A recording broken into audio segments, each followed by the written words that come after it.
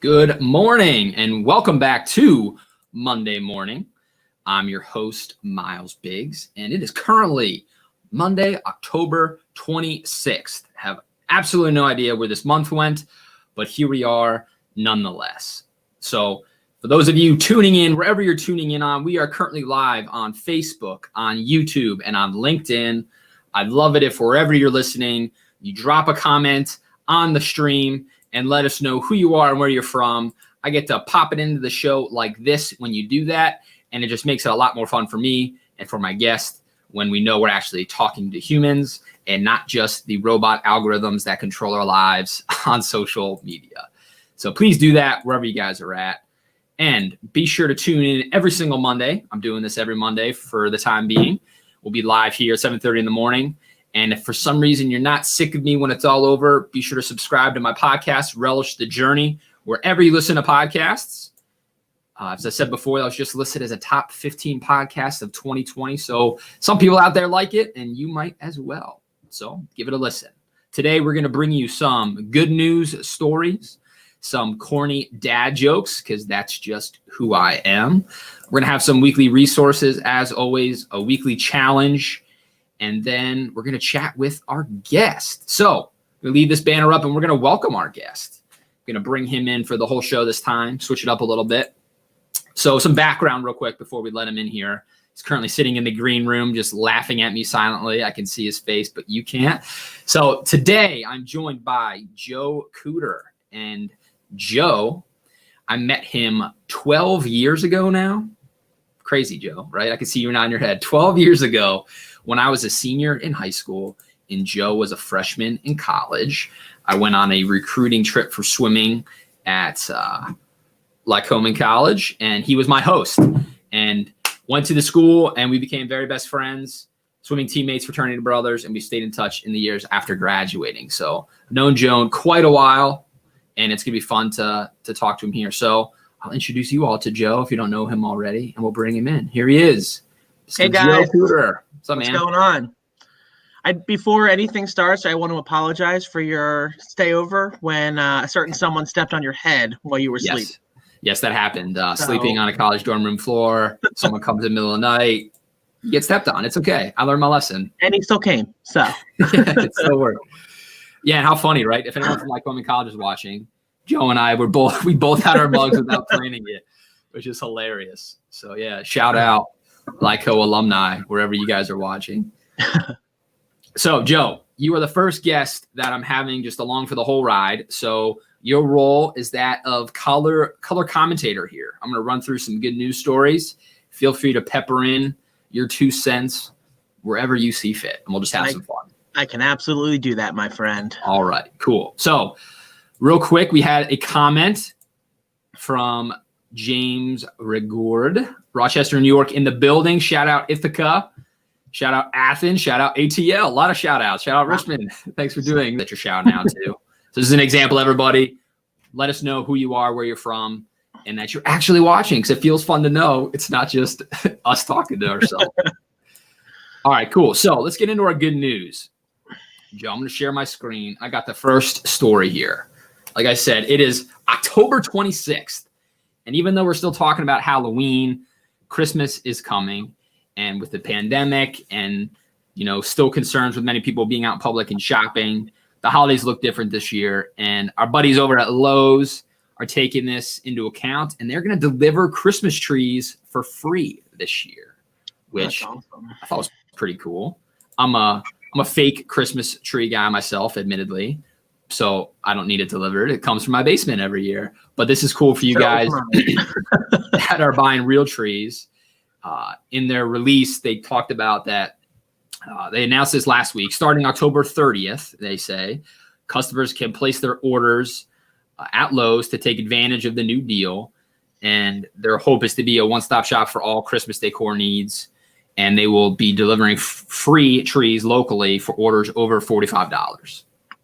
So if you guys are in the market for some Christmas trees, you can head on over to Lowe's, buy it, and they will deliver it for free. It's pretty cool. Talk about spreading some Christmas cheer a little early this year.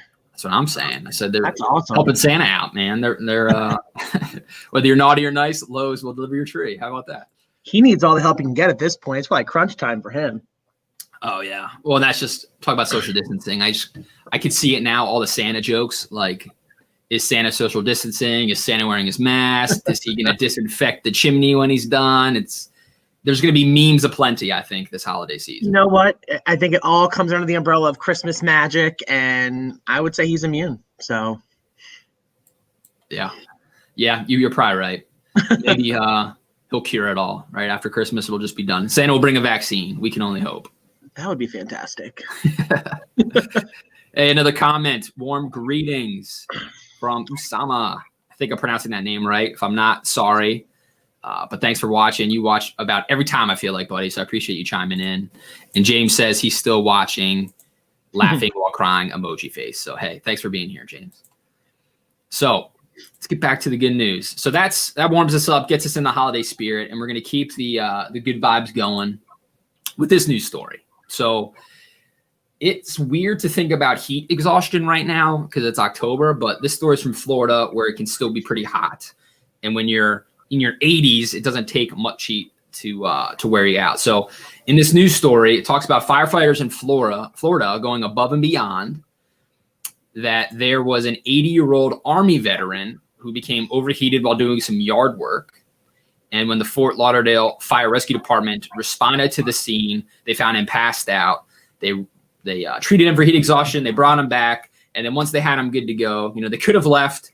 They technically did their job and they answered the call. But he passed out while doing yard work and the job wasn't done. So while he was recovering, the guys that responded to the scene went and finished his yard work, mowed the lawn, get everything else cleaned up for him so that he didn't have to do it anymore. And then they left. So I thought that was really cool.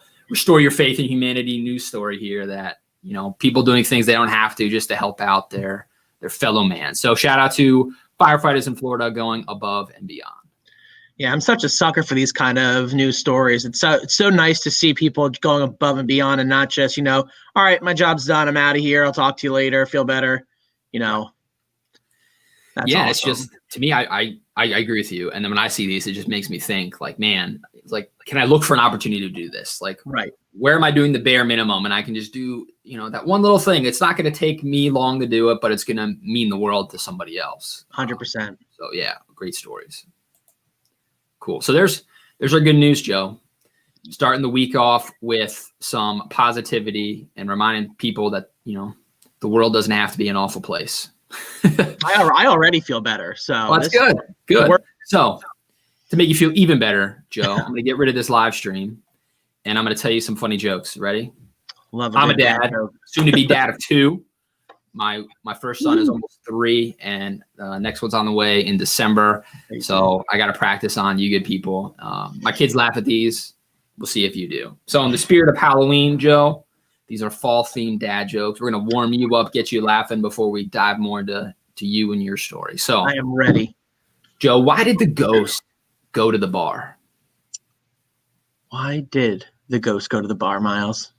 For the amazing booze. That was a good one. Thank you. Okay, ready? What did the husband pumpkin say to his wife? What did he say? You look gorgeous. I get it, because they're gourds. Get it, right? I'm looking for a good dad joke. So, Joe, why don't you give us, people that don't know about you, besides me meeting you when I was 18 and knowing me for 12 years and the fact that we both went to Lycoming College, before we dive into a topic of conversation, why don't you just give us some background, who you are, what do you do, give you your elevator pitch moment here. All right. So I grew up in southern New Jersey, right outside of Philadelphia, in a town called Morristown. Went to Lycoming College. Right after I graduated, I got a job for a promotional products company, and I've been there for, I want to say 8 years now. And, I've moved up and all that kind of stuff, which is awesome. And then also in the meantime, while working there, I got a job as a swim coach at a swim club in the area, and I've been there for 7 years. Wow. And yeah, so now I live in Mount Laurel, New Jersey, which is the next town over from where I grew up, and I have a nice little townhouse, I have a black cat who you might see creeping down the stairs because he loves hearing people's voices down here. That was always fun in work Zoom meetings when I'm trying to get a point across and everyone's looking behind me and he's over here. So That's funny. But yeah, I mean, it's been weird working from home since March. You and I were talking about that. It's just bizarre. I never thought I would dislike working from home. Right. Yeah. So that's what I wanted to dive into you with, because this is happening, right? Game of Thrones fans, right? Winter is coming. And we've been stuck in our houses.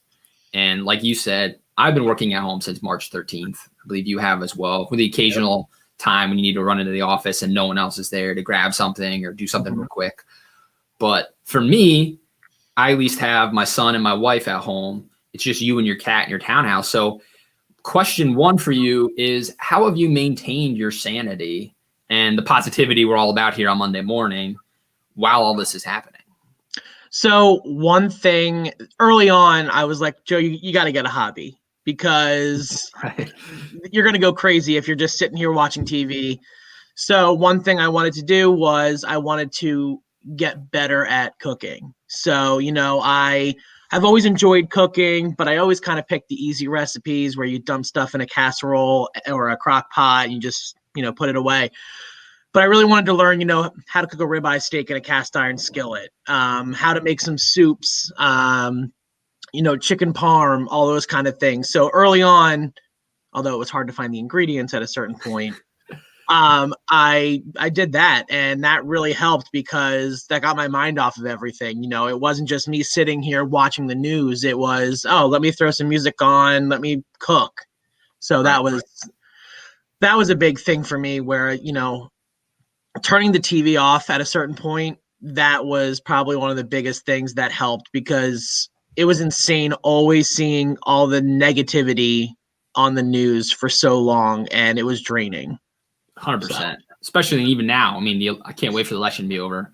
It's the same thing now. And I think that's a big sort of nugget there. A tip is like, turn it off. Just disconnect from the TV, from social media, and get back to something with our hands, be it cooking, crafting, working out, whatever it might be, right? To absolutely disconnect from the BS that's out there.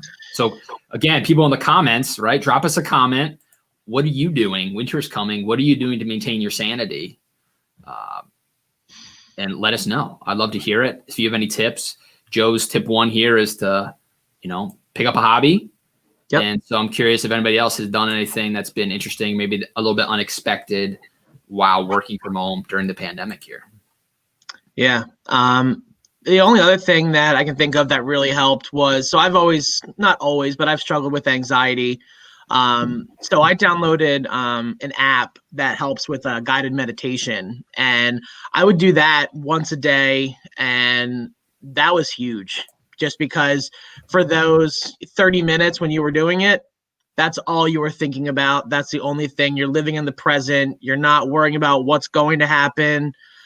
For sure. What app did you download, if you don't mind me asking? The Calm app. Calm app, cool. Yeah, I've used the Insight Timer. Okay. It's a similar function where it's meditation app and all sorts of things you can search for. You want to meditate for sleep, for anxiety, for stress, for manifesting abundance. Like there's all of these things, right? Yeah. I think my biggest streak doing one a day has been 190 days meditating. And I agree with you too, man. I've had anxiety issues as well. I feel like post swimming, I don't know if you had this. Yes. Like you realize how swimming was meditation without even like naming it that. And now that we don't have that and we're not swimming all the time, like the anxiety started to build up for me until I figured all this out. Yeah. And it's also, you don't realize how big of a part it was of your life. Like, you and I were on the distance team. So we had practiced, we had doubles. So we were up at 5 a.m. Then at 8 o'clock we got done. Then we had class. Then after class we had afternoon practice. Then we had funk. If you remember funk. Yeah, funk. I forgot it was called funk. For everybody else watching, funk was basically what the rest of you people who aren't swimmers call exercise. It's working out on dry land, not in the pool. Shout out to Jerry for naming that one. Funk. Yeah, it was like functional train. Like I forget why it was called funk, but. yeah. But yeah, like, and then when you get done, you got to do your homework. You got to study because, you got to keep your grades up to be on the team. And then you wake up the next day and do it all over again. Then when swimming ends, you're like, whoa, I have all this time on my hands. What do I do? Yeah. Then your mind goes places. Right. Yeah. People talk about idle hands, right? Mhm. But idle minds, I think that's a big thing. So totally agree. You're so busy, you don't have time to be anxious because you're just jumping from one thing to another. Right. And then once that's done, you're just sitting with your thoughts for the first time for I don't know about when you started swimming, but I started swimming when I was 8. And so from 8 years old to 22, that was like what you just described was my life. You throw in there Boy Scouts and other high school stuff, right? And then it's gone, and it's up to you to figure out what that is. It took me a few years to get there. Sounds like similar for you. Yep, absolutely, 100%. Yeah, I think it's a great tip, right? It's going to get dark. It's going to get even weirder as we approach the end of this election. The pandemic's not over. People keep talking about 2021, and they can't wait for it to get here. I think none of us can, but the calendar's not going to switch over, and all this is going to be over. We're going to have to sit with this for a while still. So hobbies and meditation are good positive outlets. Yeah, absolutely. I mean, and with all of the stuff, all the research I've done with anxiety, it's just staying in the present is the biggest thing you can do, because once you start looking at things that you can't control, that's when your mind just goes crazy with the what ifs. And, I'll tell you, 99% of my what ifs never happen. Right. Yeah. Yeah, for sure. Yeah, we can get ourselves wrapped up on things that aren't even real. They haven't happened yet, and they probably won't happen. So it doesn't make sense to let it control everything you got going on. Yeah. Love that. Look at that. That's a great topic. Okay, well, here's another, right? Our weekly resource, Joe, kind of ties into this, right? Where sometimes you get wrapped up on that to-do list and the holy crap of how am I going to get all this done? And it can be overwhelming. It can cause that anxiety we've been talking about. So my resource suggestion for everybody this week is something called the Pomodoro technique. So you brought it up here on the screen. This is something that I forget who introduced it to me, but someone told me about this, and I've implemented it, and it really is very helpful. It takes that overwhelming, holy crap, I have all this stuff to do, and then you start to create some to-dones. You just knock them out. So what it is you create your list of tasks, right? And then you start going down one by one Pomodoro. So you set a timer, and you can see Pomodoro's type of tomato. So they actually sell these tomato timers. If you want the official Pomodoro timer, you can get it, or pull out your phone and set the timer for 25 minutes. And you just work on that one task for 25 minutes. You don't jump around doing a million things at once because it's not effective. You go deep on one task for 25 minutes, and then you take a 5-minute break.